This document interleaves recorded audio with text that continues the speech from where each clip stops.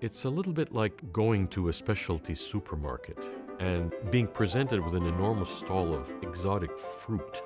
Fruit that you've never heard about, that you didn't know existed. And I want to try every single one of them.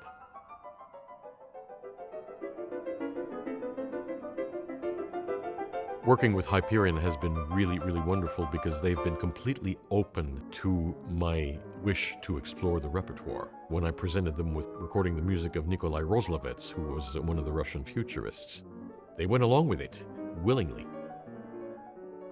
My first recording session with Hyperion was in November 1993. Since then, we've done over 60 releases. I had been admiring the quality of their releases and the fact that they seem to hire the best people in every conceivable area.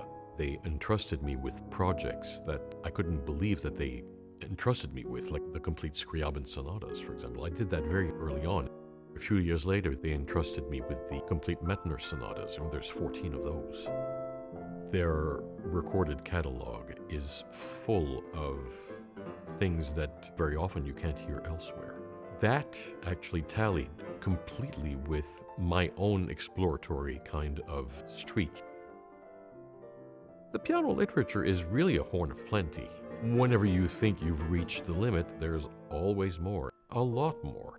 I was schooled on Beethoven and Chopin and Liszt and Mozart and Bach, of course, but I've always been very, very curious, and working with Hyperion has opened up so many possibilities. I think the advent of streaming is really a great thing because there's going to be so much more accessibility for any artist who's recorded for Hyperion. I've heard so many people lament the fact that they couldn't find us on Spotify or Apple Music or any of the streaming platforms. No more. That era is over, and let's rejoice.